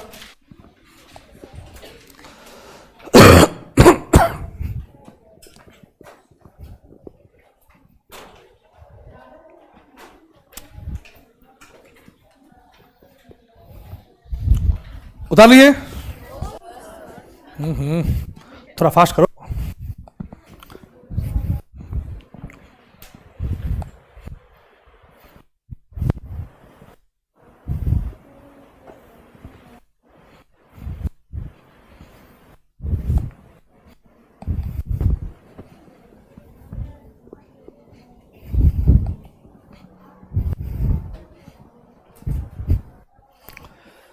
एररलेस बनाना, उसमें सारा आपको थ्योरेटिकल दिखाई देगा, ऑप्शन एकदम खटखट ऑप्शन इनडायरेक्ट आंसर दिखाई देगा। क्लास में जो आओगे उसको दोबारा पढ़ने की जरूरत नहीं, खटखट दिखाई देगा आंसर। उतार लिए? No sir. कितना अच्छा नो बोलती हो। हाँ क्या बिक गया क्या पूरा मार्केट से? अच्छा ठीक है, कभी हम PDF दे देंगे। हो गया? देखिए डियर, अच्छी किताब का PDF होना चाहिए कि नहीं चाहिए? तो PDF तो डाउनलोड कर लो, फ्री में है। चलो बता देंगे, पहले क्वेश्चन देख लेते हैं, ठीक है? पहले क्वेश्चन बता देते हैं। कहता इन एन एक्सपेरिमेंट, एक एक्सपेरिमेंट हुआ, मान लो एक्सपेरिमेंट नंबर फर्स्ट। मान लो आपका कोई दोस्त ने किया, 2.4 ग्राम ऑफ FeO लिया गया। वो कितना ग्राम? 2.4 ग्राम लिया गया। ऑन रिडक्शन, रिडक्शन का मतलब समझते हो ना, ऑक्सीजन को हटा के हटाना क्या कहलाता है? किसके हेल्प से? हाइड्रोजन से। हाइड्रोजन के पास गए, हाइड्रोजन के पास हिम्मत है कि वो ऑक्सीजन निकाला। देखो ध्यान क्या हुआ, तो क्या बना बताओ? Fe बना प्लस क्या बना? H2O। वाह। तो अब जो Fe मिला वो कितना मिला बताओ? 1.68 ग्राम मिला, मिला ना? अब देखो नहीं समझे, पहले FeO कितना लिया गया? 2.4 ग्राम। रिडक्शन करने के बाद जो Fe आया वो कितना आया? 1.68 ग्राम। अरे आया ना। दूसरा एक्सपेरिमेंट, मान लो तुम्हारा कोई दोस्त तुमसे जलता है, वो भी बगल में एक्सपेरिमेंट कर रहा है। In another experiment 2.9 gram of FeO, उसने तुमसे ज्यादा अमाउंट बढ़ा के देखा, 2.9 ग्राम ऑफ क्या FeO, उसने भी रिएक्शन कराया, क्या बना Fe प्लस क्या H2O, उसके केस में Fe कितना निकला 2.303 ग्राम निकला ना। अब देखो तुम दोनों गए टीचर के पास, सर किसका सही है और किसका गलत है। गलत होने पर दूसरा दोस्त खुश होता है ना, इसका गलत हो गया है ना। अब देखो ध्यान से देखते हैं, अब हमारे टीचर क्या सोचते, देखो ध्यान से, हमारे पास आया क्या सर हमने FeO, बच्चा देखो कैसे बोला, हम FeO 2.4 लिया, FeO कितना निकला 1.68 निकला। हम कहे बउआ इधर आओ, FeO तुम 2.4 लिया, उसमें Fe देखो FeO में दो चीज है ना, FeO में दो चीज है, Fe है और क्या है O है। तो Fe अगर 1.68 है तो नेचुरली है कि ऑक्सीजन कितना होगा 2.4 माइनस 1.68, जब घटाए तो कितना निकला 0.72 ग्राम निकला, क्योंकि FeO टोटल 2.4 है, उसमें Fe का वैल्यू दिया हुआ है, तो FeO में और क्या है ऑक्सीजन है। अब देखो किताबी ज्ञान में क्या करेगा, इसका परसेंटेज आर निकालना सिखाएगा, बिल्कुल हम ऐसा नहीं करते हैं। तो हम कैसे करते हैं, पहले देखो बताओ इसमें क्या Fe कितना है बताओ 2.03, O कितना होगा 2.90 माइनस क्या 2.03, वाट बिल क्या होगा 0.87 ग्राम होगा ना। चलो मुझे क्या मालूम है, इस लॉ, ये लॉ क्या कहता है कि आप किसी भी तरीके से बनाइए कोई मतलब नहीं है, लेकिन जो जो एलिमेंट आपने लिया है उसका मास का रेशियो फिक्स होना चाहिए ना, ये तो लॉ है। हम इसके पास गए, देखो क्या हुआ, मैं थोड़ा कलम चेंज कर रहा हूं ताकि दिखे, देखो Fe और O, Fe कितना है 1.68, O कितना निकला 0.72। देखो मेरा तरीका देखो कैसे बनाएंगे हम, दोनों में छोटा वैल्यू कौन 0.72 है ना, आज का दिक्कत ही नहीं होगा, उससे डिवाइड कर देना दोनों को 0.72 है ना। अब देखो कुछ बच्चा कैसे काटेगा, इसको कट गया, एक हो गया, कुछ बच्चा इसको काटने के लिए उसको जानते हो कैलकुलेटर छोड़ो, पहले कैलकुलेटर निकालेगा, उसमें समय लगेगा, हम ऐसा नहीं करते हैं। सुना इधर 24 गुने 3 72, 24 गुने 7 168 होता है ना। मैंने 0. क्या हो गया 7/3 यानी कितना हो गया 7/3 इज टू कितना 1, 3 उधर गया तो क्या बचा 7:3। अरे बोलो यानी पहला दोस्त के केस में Fe और O के बीच में रेशियो कितना आया 7:3। अब दूसरा दोस्त के पास गए, आ रहा समझ में, अगर दोनों दोस्त का रेशियो सेम आएगा मतलब क्या है law of constant proportion follow कर रहा है, बना नहीं कर रहा है, इस तरीके से बनाना, परसेंटेज निकालने की जरूरत नहीं पड़ेगा। इसमें देखो Fe और O, Fe कितना बताओ 2.03, O कितना 0.87 है ना, दोनों में छोटा वैल्यू कौन 87 से भाग कर दो 0.87 काटिए कितना हो गया 1 हुआ ना। अब कुछ बच्चा सोचते हैं इसको कैसे काटे कितना आसान है, देखो 3 से काटो, वो भी नहीं काटो, देखो ध्यान से 29 से काटो, क्यों काटे 29 29 3 जा 87 और 37 जा 210 होता है ना, तो एक कम करो 210 में, देखो एक कम करो तो क्या होगा 29 7 जा 203। अरे होगा, ऐसे सोचना पड़ता है, कैलकुलेशन तब फास्ट होगा, वरना बोर्ड पर करते रह जाएंगे नहीं कभी होगा। तो क्या हो गया 3 बार में कटा, ये कितना बार कटा बताओ 7 बार में, नहीं समझे कैसे हुआ। अरे 0.29 गुने 7 कितना हो गया ऐसा 2.03 होगा। इधर भी क्या निकला बताओ, इधर भी निकला ना 7/3:1, यानी करें तो क्या करें 7/3 निकला ना, यानी दूसरा दोस्त का भी क्या निकला 7/3, दोनों केस में सेम रेशियो निकल रहा है ना। यानी हम कहेंगे भैया तुम दोनों ने खुश कहो, दोनों ने क्या किया अच्छा एक्सपेरिमेंट किया है, लिखो अच्छा लिखे यस इट फॉलोज, है ना, यस इट फॉलो। अरे समझ में, तो क्या समझे कि अगर चाहे किसी भी एक्सपेरिमेंट से किसी भी मेथड से क्यों न बनाया जाए, जो जो कंस्टिट्यूएंट एलिमेंट है उसका मास का रेशियो हमेशा क्या रहेगा फिक्स रहेगा। और रेशियो कैसे निकालेंगे, दोनों वैल्यू में से जो छोटा वैल्यू है उससे कल डिवाइड करेंगे, क्या करेंगे डिवाइड। और डिवाइड सुनो बताता हूं, एक और सिखा देता हूं, केमिस्ट्री में न्यूमेरिकल बनाने में यही बच्चा को दिक्कत होता है, कैलकुलेशन में, क्योंकि वैल्यू छोटा छोटा होता है। तो क्या करना दिखाता हूं, सुनना ध्यान से इधर, उधर देखो, खेल तो ही खेल था। 1.62 क्या नीचे क्या है, 0.72 है ना। अब ऐसा नंबर खोजो जिससे दोनों कटे, तो बहुत अच्छा, कैसे काटेगा, 2 से काटेगा, फिर 3 से काटेगा, कितना समय जाएगा बताओ तो।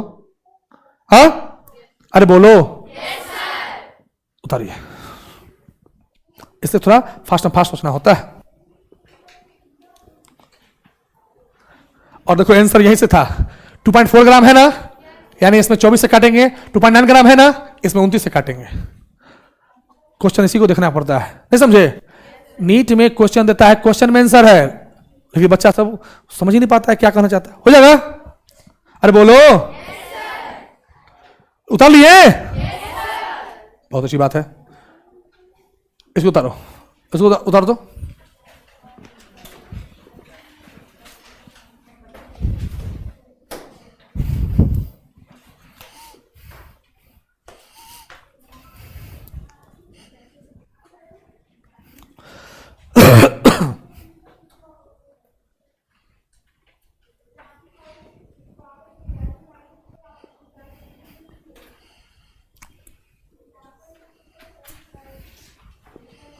साइड कितना खराब लगता है। हम लोग ज्यादातर भैंसी को साइड करते, साइड भैंसी, और भैंसी सामने से और आ जाता है, हाँ नई साइड हो गए हैं। हमारे पिताजी भी दे रहे हैं इसका वो इनकम टैक्स, है ना। भैंसी के पिताजी कौन है भाई? देखो फार्मर, इसलिए उसका नाम पड़ा फार्मर, जिसको फार करके मार दो, है ना। चला चला फार दो मार दो, डेढ़ फार्मर, है ना। इसलिए फार्मर को आज तक नहीं समझ में आया कि मेरा नाम में फार्मर क्यों रखा गया, क्योंकि देखते हो जब कुछ भी महंगाई बढ़ता है तो पहले फार्मर को ही तंग किया जाता है ना। देखना सोना बढ़ गया 55,000 किलो, 55,000 रुपये भर, कोई नहीं कुछ बोला है ना। बेचारा फार्मर 10 रुपये अगर बढ़ा दे अपना सब्जी का दाम, देखो महंगाई बढ़ा दिया। हाँ कितना फार्मर कितना गलती कर, अच्छा फार्मर बढ़ा दिया तो गलती कर दिया, है ना। इसलिए उसका नाम पड़ा फार्मर, मैंने फाड़ना तो है ही, मारना भी है ना। The farmer.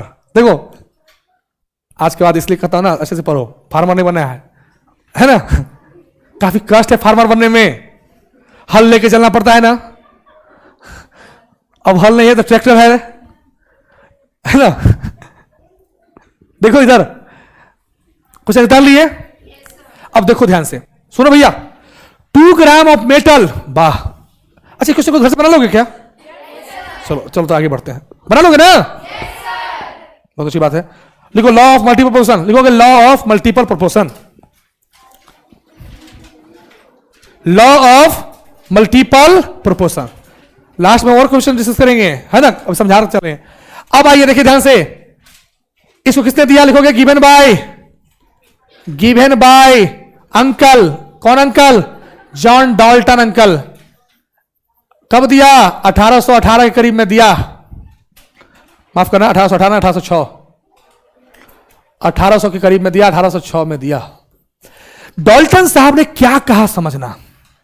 मैं अगर डायरेक्ट इसका डेफिनेशन लिखवाऊं ना तो आधा बच्चा फेंका जाएगा, तो मैं फेंकना नहीं चाहता हूं, समझाना। देखो ध्यान से इधर, डाल्टन साहब ने कहा, सुनना भाई सुन लो, याद हो जाएगा।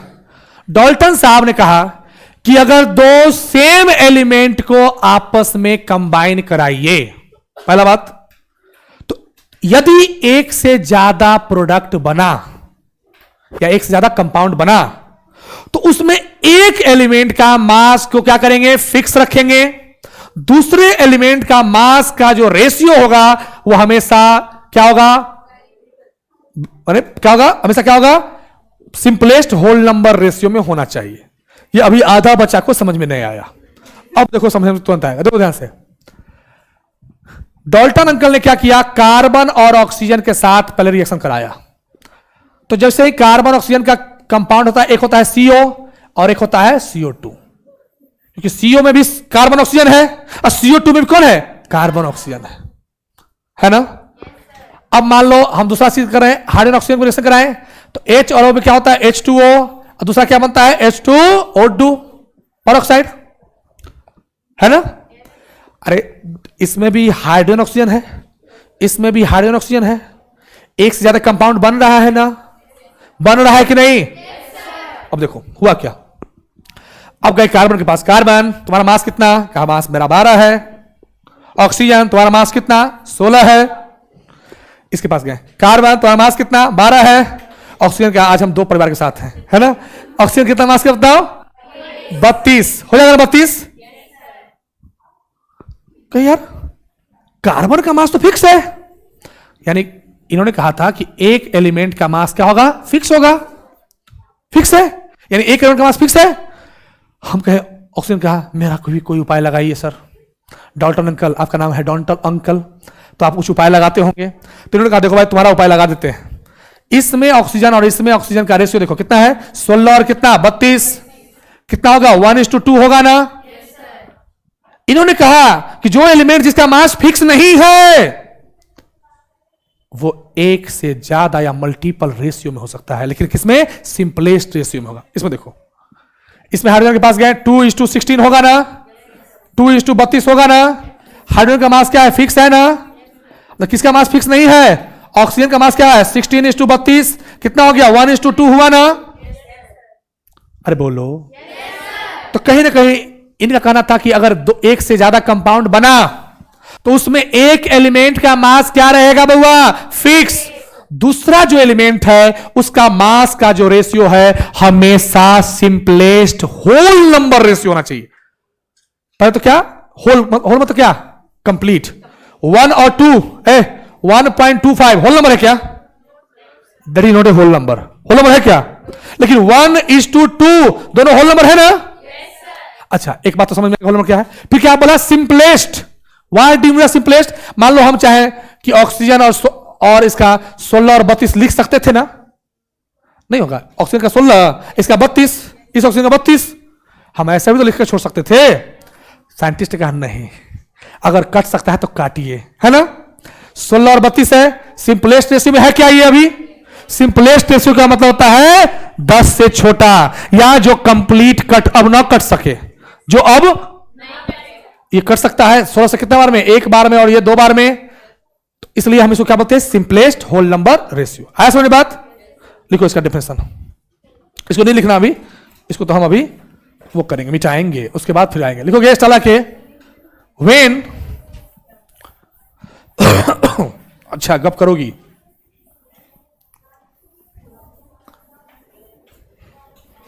लिख रहा हूं, मैं समझता हूं, बोल भी दूंगा तो फिर भी लिखना ही पड़ेगा। When two same elements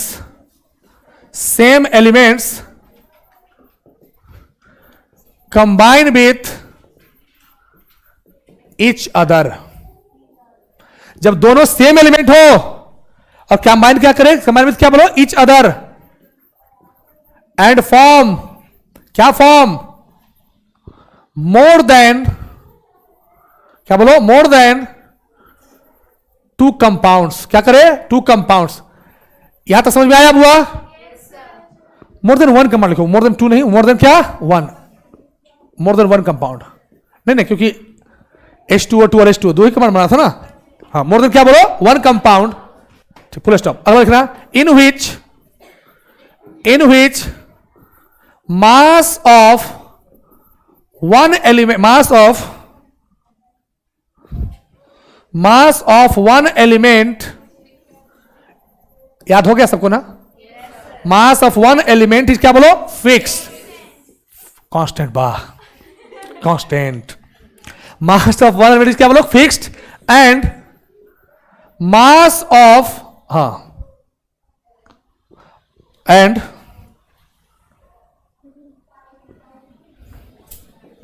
and mass of other element bears मतलब होता रहता है ना? bears, वो बियर नहीं, into simplest क्या? Simplest whole number ratio. आया समझ में? होल नंबर रेशियो, इसी को बोलते हैं लॉ ऑफ मल्टीपल प्रोपोर्शन। याद हुआ? क्या मतलब? जब दो एलिमेंट्स, दो सेम एलिमेंट कंबाइन करके एक से ज्यादा कंपाउंड बनाए, उसमें दोनों एलिमेंट का जो मास का रेशियो, उसमें एक का फिक्स होगा, दूसरा क्या होगा, अलग होगा। लेकिन अलग होगा तो क्या होगा, सिंपलेस्ट मतलब छोटा, होल मतलब कंप्लीट होना चाहिए, तभी वो मल्टीपल है, हो जाएगा। उतारिए, अब देखिए एग्जांपल देखिए, सिंपलेस्ट होल नंबर रेशियो। अब देखो एग्जांपल, एग्जांपल नंबर फर्स्ट हम क्या लिए,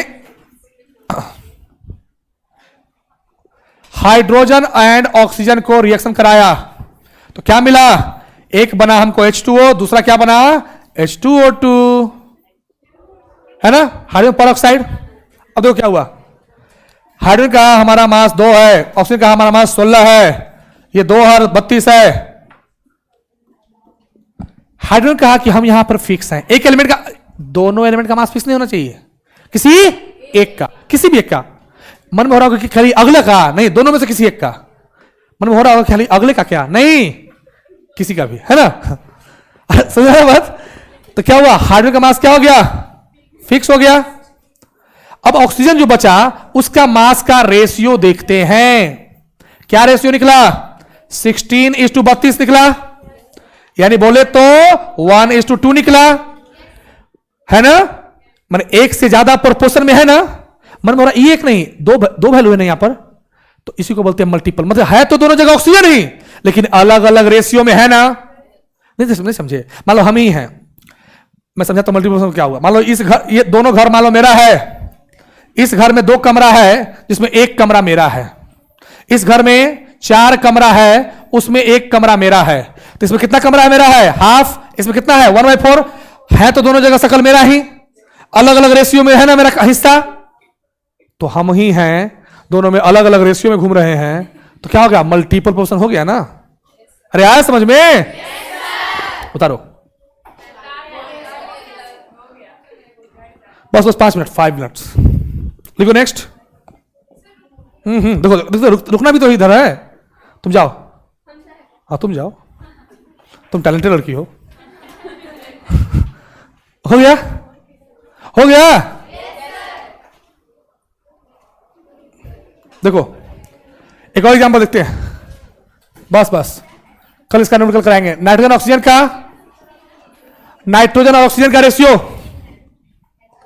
अब देखो मान लो नाइट्रोजन और ऑक्सीजन दोनों काफी अच्छे दोस्त हैं, आसपास में है, एक का 7 एक का 8, दोनों चिढ़ाता है 7-8, है ना। अब नाइट्रोजन ऑक्सीजन में क्या क्या बनाता है सुनना, एक बनाता है N2O, एक कंपाउंड होता है NO, एक बार होता है जब रिएक्शन करता क्या बनता है N2O2, नहीं क्या N2O3, एक क्या होता है बताओ N2O4, एक क्या होता है N2O5। साइंटिस्ट ने, ये बताऊंगा पी ब्लॉक में क्यों इतना बनता है कंपाउंड, पी ब्लॉक एक चैप्टर है, लिखा था ना, सुनना। नाइट्रोजन और ऑक्सीजन मिलकर के 5 कंपाउंड बनाया ना, तो एक से ज्यादा कंपाउंड बनाया ना, यानी पहला मल्टीपल प्रोपोर्शन का बात को फॉलो कर रहा है। दोनों एलिमेंट सेम है ना सब में, इसमें भी nitrogen oxygen, nitrogen oxygen, nitrogen oxygen, nitrogen oxygen, nitrogen oxygen, है ना। अब देखो क्या हुआ, एक नाइट्रोजन का मास कितना 14, दो कितना होगा 28, कितना होगा 16, कितना होगा बोलो 14, 16, कितना होगा 28, 48 कैसे हुआ समझ ना, 28 कितना 64, 28 कितना 80। अब सुनो, ये तो हो गया। उसके बाद मास का रेशियो निकालना था, निकाल लिए। उसके बाद एक एलिमेंट का मास क्या होना चाहिए, फिक्स होना चाहिए। देखते हैं किसका फिक्स हो सकता है। हम गए पहले ऑक्सीजन के पास, क्या तुम फिक्स करोगे ऑक्सीजन, ऑक्सीजन का क्या फिक्स करेंगे, 48, 64, 80 है। नाइट्रोजन के पास गए, हमने कहा कि हाँ हमारा फिक्स करेगा, चुहार के नाते मैंने चुहार है, इसको फिक्स कर दो, है ना। तो कैसे फिक्स करेंगे इसको, एक का मास तो 28 है, सबका मास 28 है, एक जगह 14 है, करे तो करे क्या, कहा इसको 28 करेंगे, क्या करेंगे 2 से मल्टीप्लाई कर देते हैं, इसको भी क्या करेंगे 2 से मल्टीप्लाई कर दिया, तो 14 2 जा कितना हो गया 28, है ना। 28 बनाने के लिए क्या कर, क्योंकि देखो सब जगह 28 है ना, एक जगह 14 है, तो 14 को 28 कैसे बनाए, मल्टीप्लाई करके बनाएंगे ना। तो कैसे किया बताओ? 2 से मल्टीप्लाई किया तो इसको कहेंगे, तो कहेगा हम भी नाराज हो गए। यहां नाराज भी तो नहीं करना है ना। केमिस्ट्री में खास बात क्या जानते हो? सबको खुश रखना है, सबको बैलेंस करो। बैलेंस केमिस्ट्री का मेन कॉन्सेप्ट है, बैलेंस है ना। केमिस्ट्री का मेन कॉन्सेप्ट क्या है? बैलेंस। कुछ भी हो बैलेंस करके देख लो, है ना। मारपीट हो गया, बैलेंस, है ना। बैलेंस पर केमिस्ट्री है और कुछ थोड़े है। अगर आप बैलेंस करने आपको लाइफ में आता है, इट मींस आप केमिस्ट्री जानते हैं। देखो ध्यान से, अब यहां देखो, यहां नाइट्रोजन का मास क्या दिख रहा है आपको? मास है क्या? फिक्स है ना, फिक्स। अब ऑक्सीजन छटपटा गया कि भाई मेरा भी कुछ करो, तो गए ऑक्सीजन के पास। देखो क्या हुआ ऑक्सीजन के पास। जब ऑक्सीजन के पास गया तो यहां ऑक्सीजन क्या था? यहां था 16 के रेशियो में, यहां कितना हो गया? 32 हो गया। यहां कितना हो गया? 48। यहां कितना हो गया? 64। यहां कितना हो गया? 80। अब अच्छा एक मिनट, ये भी तो रेशियो में है ना, लेकिन लास्ट में क्या लिखा था? Simplest whole number ratio. Whole number तो है, लेकिन सिंपलेस्ट है क्या? अभी भी काटा जा सकता है इसको। कैसे? 16 से काटो, 1:2:2:3:4:5 होगा ना। अब देखो, है तो ऑक्सीजन ही ना, कंपाउंड भी तो नाइट्रोजन के साथ ही बना रहा है ना, लेकिन एक से ज्यादा रेशियो में मौजूद है ना। हम कह सकते हैं हाँ भैया ये पक्का मल्टीपल प्रोपोर्शन है। क्यों है? कि ऑक्सीजन पूरा सब जगह एंजॉय कर रहा है, लाइफ को नहीं कर रहा है। और ये क्या है? सिंपलेस्ट तो है ही, क्योंकि अब एक से छोटा। अच्छा बताओ, कोई ऐसा नंबर खोज लो जो 4-5 को काट दे। कोई ऐसा नंबर है जो 5 को डिवाइड कर दे? कोई है क्या? जो होल नंबर होना चाहिए, सिंपलेस्ट क्या? Whole number. तो अब आया समझ में क्या होता है मल्टीपल प्रोपोर्शन? एक न्यूमेरिकल को कराने दो ताकि समझ में आएगा, वरना बाउंस कर जाएगा, कल हो जाएगा। उतारो इसको। हो गया? हाँ हाँ, अभी तो हो ही जाएगा। क्या देखो, अभी तो होगा, क्योंकि जाने क्या है। देखो इधर, जल्दी जल्दी जल्दी लिखो।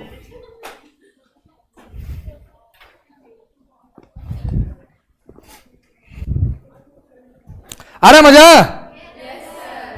कितना काफी दुखी हो? कितने लोग दुखी हैं भाई? हाथ खड़ा कीजिए। आप दुखी हो? आप चारों दुखी हो? क्यों? चोरी कर लिया क्या कुछ? अच्छा, हमसे कितने लोग दुखी हो भाई? हमसे दुखी ना हो। हम वजह आपके दुख नहीं ना है। आए थे केमिस्ट्री पढ़ने, पढ़ा रहा है केमिस्ट्री, तो भाई केमिस्ट्री पढ़े तो केमिस्ट्री ना पढ़ाएंगे। दुखी और सुखी की बात कर रहा है। हो गया? No sir. ये नो बोलना कितना आसान है ना, क्योंकि यस बोलने में 3 अक्षर लगता है, नो में 2। हाँ, एस वाला यस नहीं,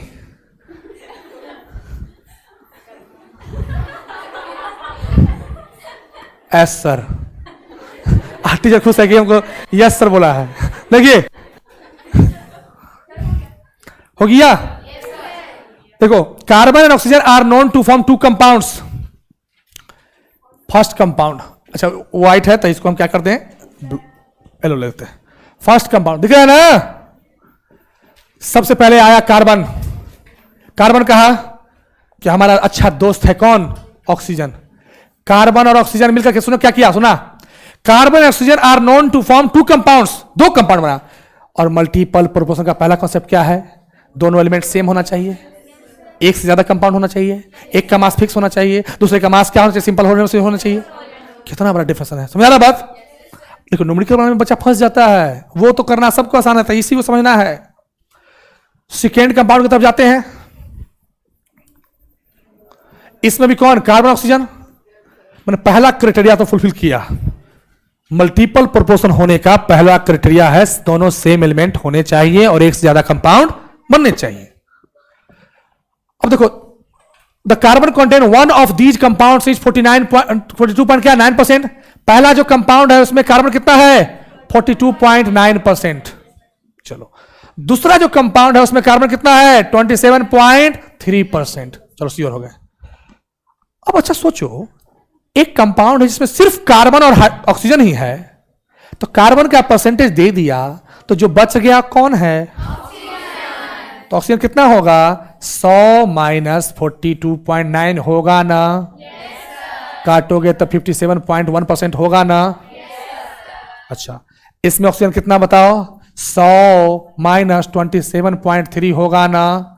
काटोगे तो 72.7% बचेगा ना? बोलो कोई दिक्कत? अब आते हैं, सुना ध्यान से। परसेंटेज देखिए, बहुत ऊंचा परसेंटेज निकालने लगता है।